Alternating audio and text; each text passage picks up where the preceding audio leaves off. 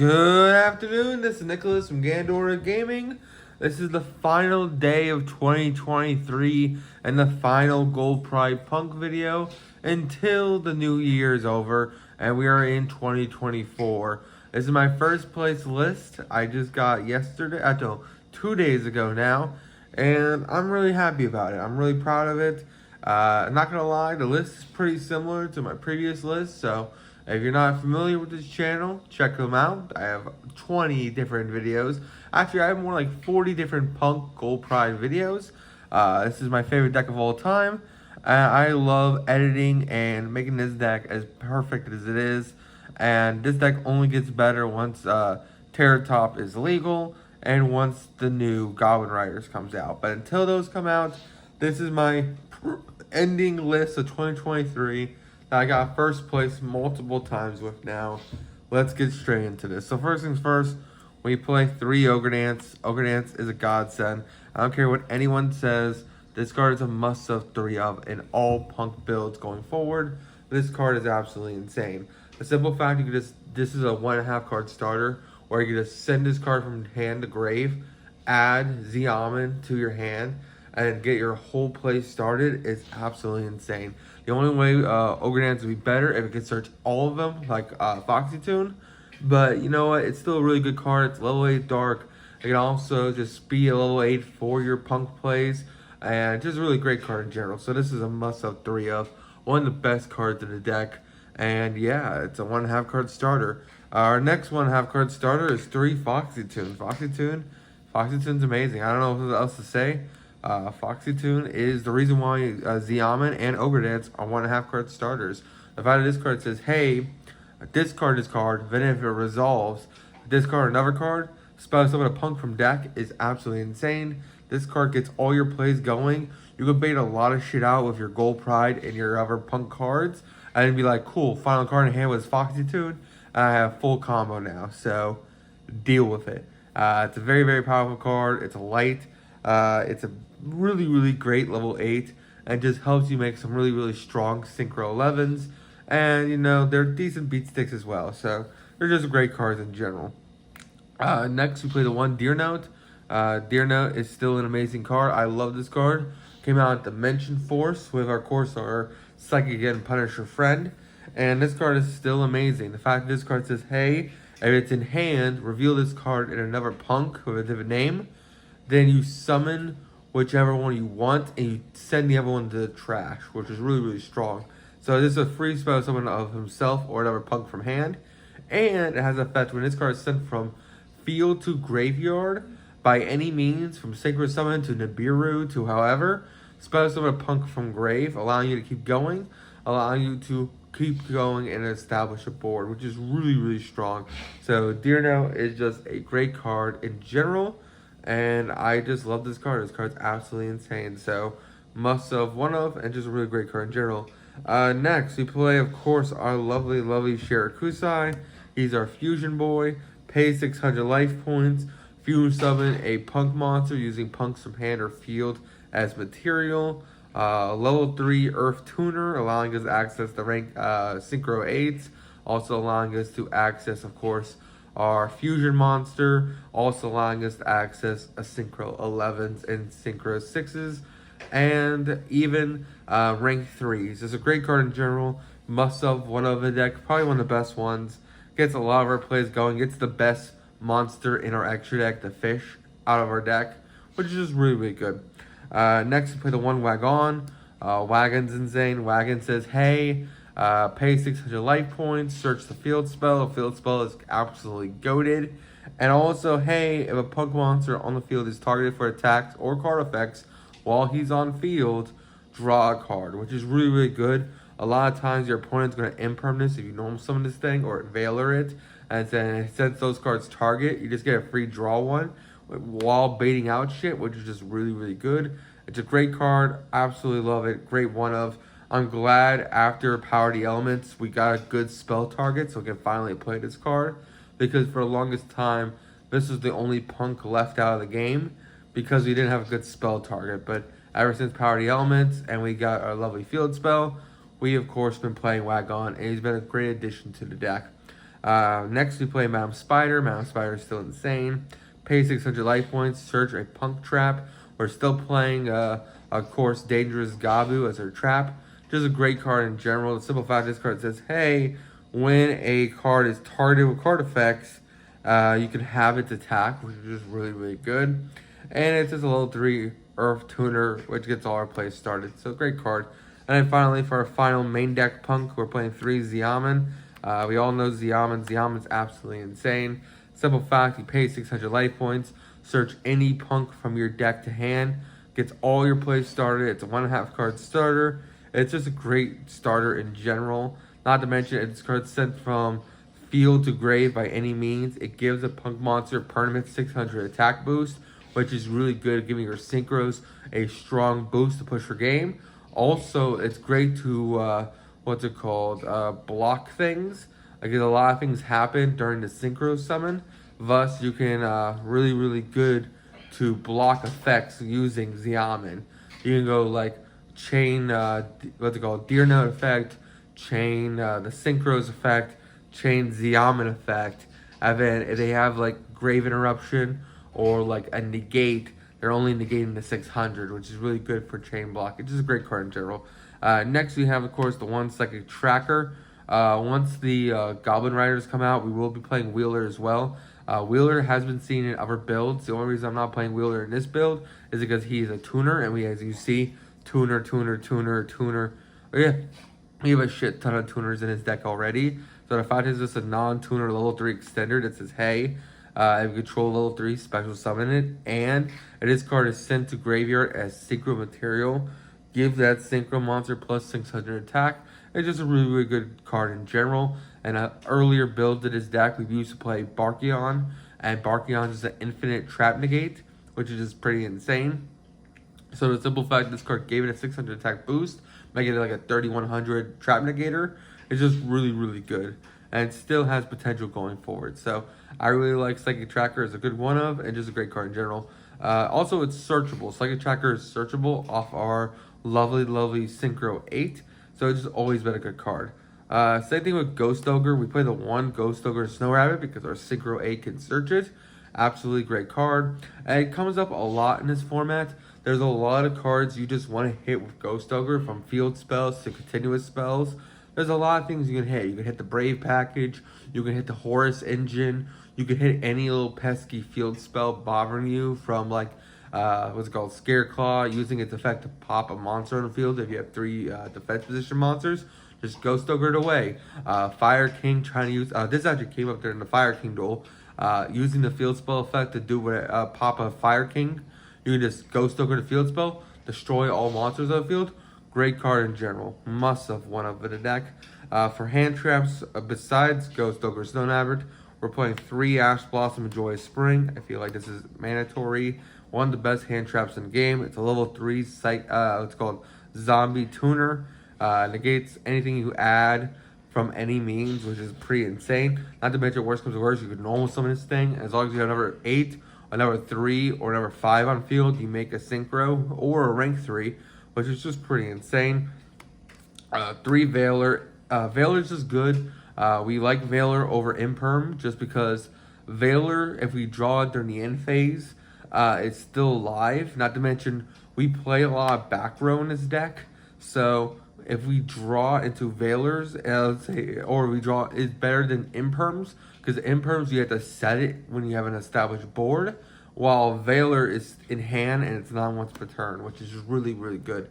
The only times Veiler is not as good as Imperm is the simple fact that it's a light, so Bystials can't hit this card, and it only works on your opponent's turn, which kind of sucks. But at the same time, Imperm, again, if you draw it during like your end phase draw, it just doesn't do anything. It's just a rotten card in hand. Not to mention, as much as I think Imperm's a good card, I don't know, this is just a body. This is, worst comes to worst, you can always just set it. So I always just like Veiler over Imperm. I think in Punked, it's just a better card, and just a great card in general. Next, 3 Drone Lockbird. This card hoses us, but it also hoses every other deck in the format. Mostly. There's just a couple decks that don't really give a shit about Droll, but a lot of decks do, even ones that kind of don't. And Droll is just a really, really good card. really disgusting card. It should be banned, honestly, but hey, it's legal. Why not abuse it? I think main deck control is mandatory. If you haven't read the statistics for Yu-Gi-Oh!, Droll and Lockbird is the most played card in the game right now. It beats Ash, it beats Veiler, it beats every other staple in the game. Droll and Lockbird is the most played staple in Yu-Gi-Oh! Right now, in the TCG at least. So, to me, this card's like Maxi in the opposite direction, where Maxi draws you 20 cards. This just stops your opponent from drawing at all or adding at all for a whole turn, which is absolutely oppressive, especially if you already have an established board, meaning they can't search the things they need to search in order to play the game, which is absolutely horrible. So I think this card should be banned, but that's not what this video is about. Next, we have our one little goatee fish. I know this is just completely random. This is our engine card. We play it because it allows us to have access to the goatee synchro, and it allows us to have a quick synchro on our opponent's turn that can banish cards, which on the surface doesn't sound good, but because you can do the whole combo very easy within Droll and Lockbird standards, it's actually really, really great because it just gives us another synchro and another interruption we can access without having to worry about Droll and Lockbird stopping it, because the Synchro 6 from the extra deck sends this card from the deck to the graveyard. Oh, it banishes from deck, my bad. It banishes from deck with its Synchro 6. And if this card's ever in hand, it's just discard fodder for Foxy Tune. And then you can just use the graveyard effect of this card to banish it, give a fish monster 600 attack, and then this card's live again, which is really, really good. Next, we're playing 3 Leon. This is our other quick synchro on our opponent's turn. Leon is absolutely insane. The simplified discard says, hey, if your life points are lower, special summon him. Hey, when he is summoned by any means, reborn a gold pride from grave. You're then locked in the gold prides only if you use the reborn effect. So if you summon them without using that effect, you're not locked into anything.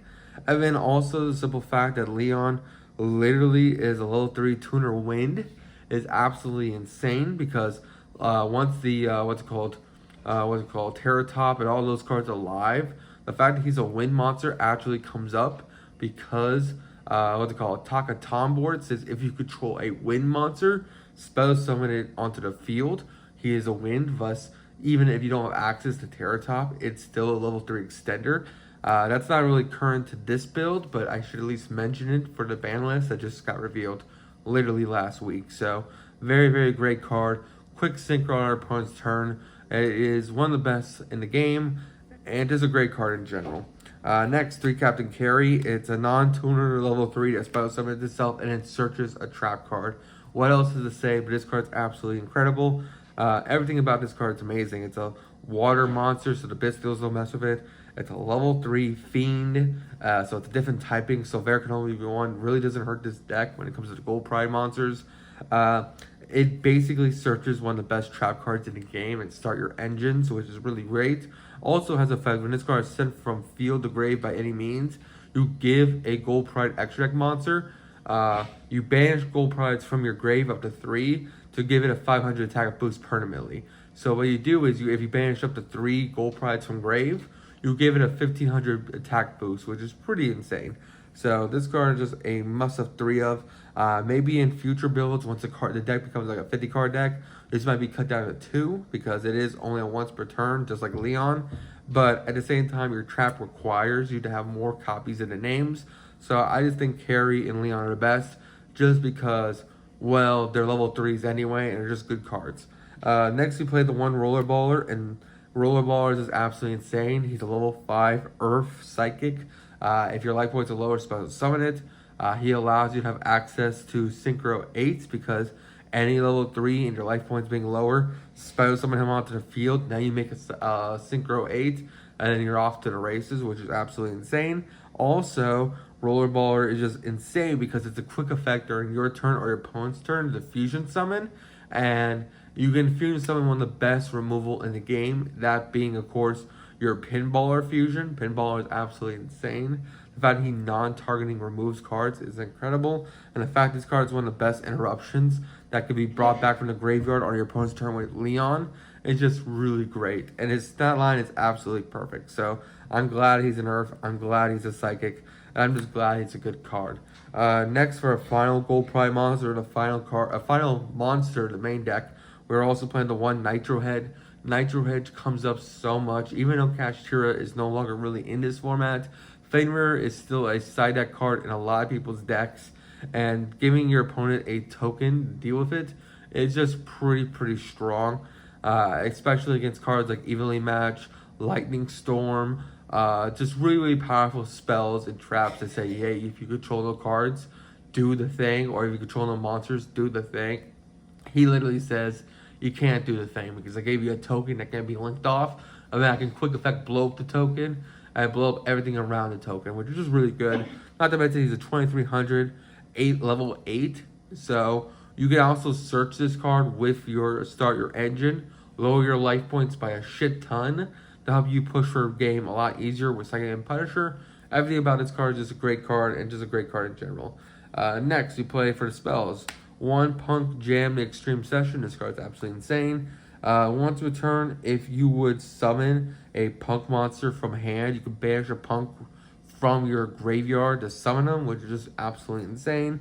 And then up to twice per turn, when a Psychic monster pays life points, you get to draw a card, which is absolutely insane. So this is a card to draw to, plus extension. The only way this card would be even better is if it search it on activation, like other field spell does. But the fact that this card draws you 2 is almost even better, just because it's a draw 2. And there are a lot of cards in our deck that just draws cards, which is absolutely insane. Now it's time to talk about our only one card starter in the deck, that being a Mercy Teleport. Mercy Teleport is a 1 card starter. Ogre Dance, Foxy Tune, and Z Amin are all 1.5 card starters because they need a discard in order to be full combo. Mercy Teleport does not have any restrictions. As long as you do not use your normal summon, Mercy Teleport is full combo without any extra extensions or anything. Mercy Teleport is one of the best cards in the game. It's basically our rocket launcher of the deck. It's also just great interruption. You can summon a Ghost Ogre at quick effect speeds and just do some really great things. So, great card, great card. If you're playing a Psychic deck, always play 3 Emergency Teleports and never play less. Next, you play 3 Better Luck Next Time. This is one of the best things you can say to your opponent when they are losing, because, hey, sucks to be them. Better luck next time, I guess. And it's just a great card in general. The fact that this card says, hey, on activation, search a Gold Pride monster from your deck. Then you lose life points equal to his attack is absolutely great. So you have the option to lose 1,500, 900, 1,800, or 2,300, which is just a really strong effect in general, and just a great card in general. Not to mention, it anytime a Gold Pride extra deck monster returns to the extra deck during the end phase, you draw a card, which is just insane, really great, and just helps you get into your engine a lot easier to draw into whatever hand trap you have at the end of the turn. Just a great card in general. That's why we play Veiler over Imperm. One of the reasons why, because we can draw during the end phase of this card. Thus, we don't want to draw into a dead card like Imperm. We want to draw into a live hand trap like Ash, like Ghost Ogre, like Veiler, like Droll. And now it's time to talk about the trap cards. You play 2 Start Your Engines. Start Your Engine is what we search off our Captain Carry. This card's absolutely insane. It's basically the bottomless of the deck. Basically, if your opponent normal is about its monsters, you target one of them, reveal 3 Gold Prime monsters from your deck. Randomly, your opponent picks one, summon it, and then the rest is put back to the deck, and then that card is destroyed. So basically, it destroys the card it targets, and it summons a Gold Pride from deck.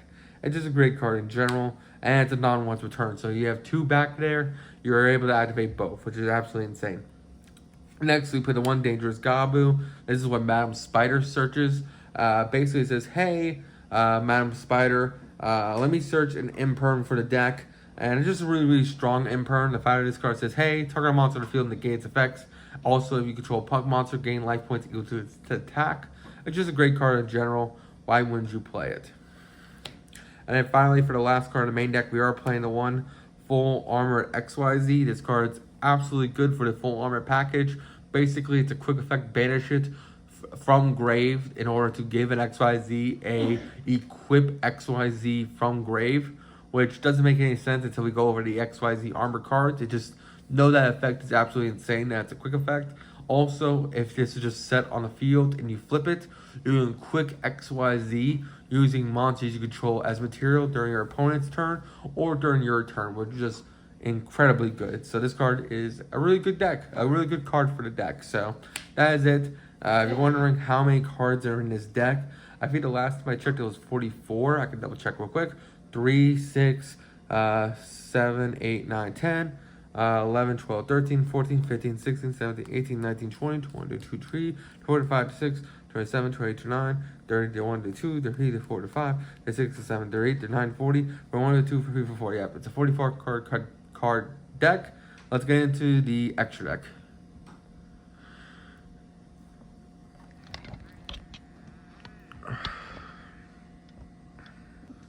Alright, so for the extra deck, we play one amazing Punk Dragon. This card is absolutely insane.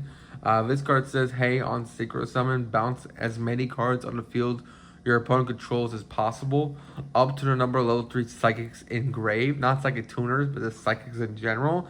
And the fact we're playing 1, 2, 3, 4, 5, 6 different Psychics means we can bounce up to 6 different cards on Synchro Summon. And in fact, we could Synchro Summon this using Leon or Synchro Summon this with our, of course, our lovely Share Kusai during our opponent's turn. Allows us to absolutely compulse 6 on our opponent's turn, which is absolutely incredible for going for game or going against back row decks. I love going against what's called a Labyrinth player. They set all 5 back row, and you go cool, quick synchro to Amazing Dragon during end phase, bounce all 5 back row back to hand. GG, well game. Great card in general. Also, it has a reborn effect. Also, if you choose not to do the bounce effect on summon, you can once per turn reborn a Punk from grave, which is just absolutely insane. I wish that effect was a quick effect, but it isn't. It's just a good card in general.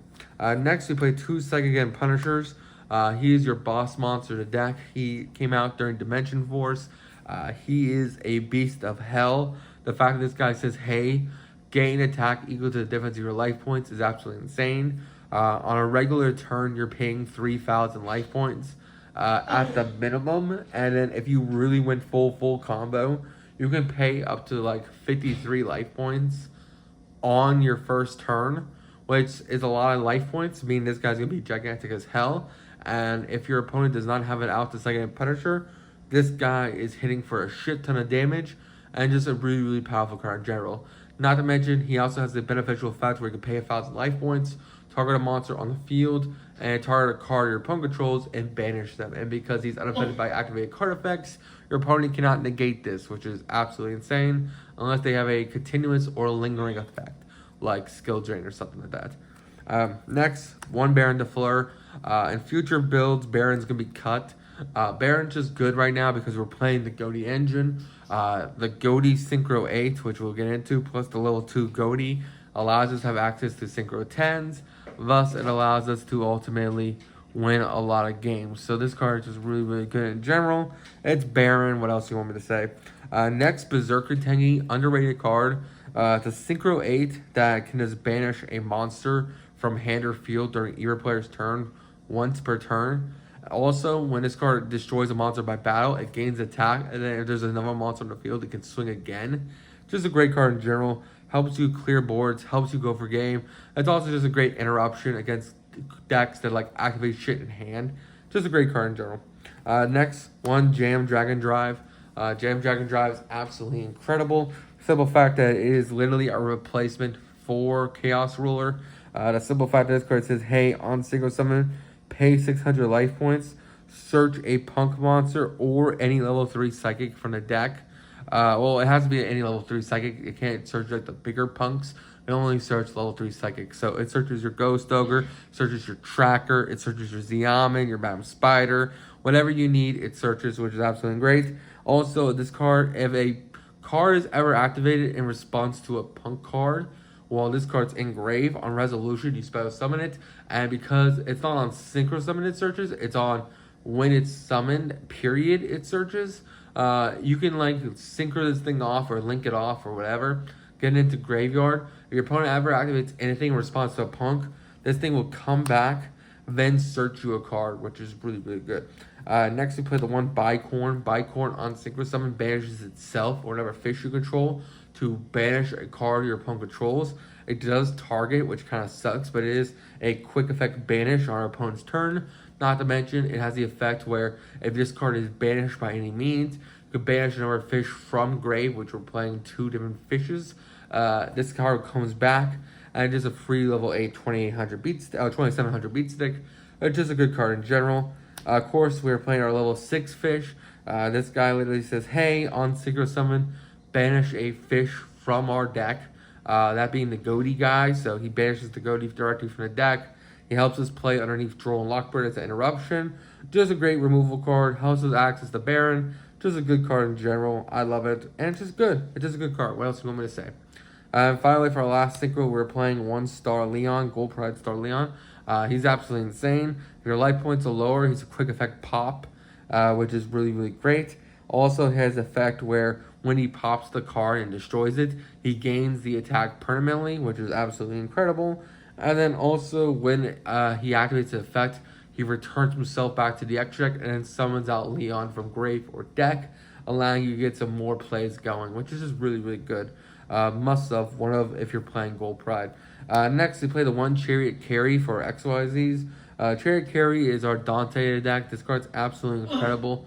Simple fact that it literally says, hey, detach material, search our P.U.N.K card that can search any Gold Pride, and then if your life points are lower, you get the Foolish Burial of Gold Pride too. Usually you want to send Rollerballer or Nitro Head. It's just a great card in general, and why wouldn't you want to play it? Next, we play the one Torpedo. Torpedo is absolutely insane. Simple fact that this card says, hey, detach to draw 1. It's just a good card in general and just great in overall. Next, we're playing the one Armored Fortress. This is what searches our full armored XYZ trap. Also allows us to rank up into, of course, our full armored Dark Knight Lancer monster, which is absolutely incredible. Full armored Dark Lancer says, hey, when he's equipped by any means, he's a quick effect, non-targeting absorption effect, which is really, really good. And since full armor XYZ can equip XYZ armor to him as a quick effect, basically he becomes like a 5300 untargetable relinquish that relinquishes a card, which is just absolutely insane. I relinquished an IP Masquerena during my fan right duel, which was really, really good. And finally, for our fusions, we're playing the one Rising Carp. This is how we summoned off Shirakusai. Just a great card in general. The fact that this card says, hey, tribute him, spell summon 2 punks from the deck with different names as long as they're not level 8s. Absolutely great card, and just a great card in general. And then finally, our Rollerballer or Pinballer himself. This man is a house. He's one of the best interruptions in the game. Simple fact that he just, up to the number of gold prize used to make him as material, he non-targeting removes cards, which is absolutely insane. And then, of course, like all the other gold prize monsters, they return themselves back to the extra deck once they use their beneficial effect. Thus, you trigger off the better luck next time to draw during the end phase, which is just really great. You're just always drawing, always searching with this deck. It's a lot of fun. This is a combo deck that makes a mid-range board, which doesn't sound good, but it's very fun to play, very rewarding with all the lines, and just a really fun deck in general. So that's all the main deck. For side deck, I'm gonna get that set up real quick. But like I said, I love this deck to heart. This deck is just always been loyal, always been good, and just a great deck in general. If you want a strong competitive deck that's a lot of fun to play, I really do think people are sleeping on this deck. I think a lot of people are like, Punk loses the Droll too much, or Punk doesn't, make like 20 Omni-Gates. So they just like, I'd rather play Mana Dome and make the 20 Omni-Gates and not have fun because I spend 15 minutes comboing and my opponent can't play anymore. I'd rather have my opponent have a chance to play and still beat them anyway. That's just my opinion. I think that's how you play Yu-Gi-Oh! It should be an interactive duel. It shouldn't just be, I floodgate my opponent so I won, or hey, I set up 20 Omni-Gates so I won, or I set up some FTK and I won. I want to actually play the game, and this deck allows you to play the game really well. So I absolutely love it. Finally, for our side deck, we're playing 3 Nibiru. Nibiru, I don't know, it's a staple, but at the same time, it's also ass. This card comes up, and when it comes up, it's great. Also, when it doesn't, it's absolutely horrible. It's one of those hand traps where when people aren't expecting it, it wins duels. For example, 2 times in a row, the Pearly player at my friend, kept opening nib, and he kept nibbing me, which really sucks. That's why I want to add number 60 whatever Gossip Shout to this list, because Gossip Shout can negate cards like nib and droll. But this card has its ups and downs. When you don't have anything for it, it's absolutely devastating. But if you can prepare for it and you know it's in hand, it's not that big of a deal. A lot of decks can play around this card. A lot of decks don't even give a shit about this card. It's one of those. It's one of those cards like if your deck can't prepare for this card, you shouldn't be playing it. My deck usually can prepare for it depending on the hand, but sometimes it just happens. Every deck can fall for it. Next, we play 3 Dark Ruler no more. Dark Ruler is just insane. I don't care what anyone says. This card to me never falls out of the format. The simple fact you could just Dark Ruler, negate all monsters on the field, and then concede to pop off is just really insane. Unless you're going against a trap deck. This card is absolutely incredible. It's just one of the best ones in the deck. Next, 3 Cosmic Cyclone. Cosmic Cyclone is absolutely insane. The fact that this targets card on the field and banishes it when it comes to spell and traps, this is absolutely insane. But not to mention, it pays life points, so you also lower your life points, which allows you to get the punks and the Gold Pride whole engines going, which is really, really good.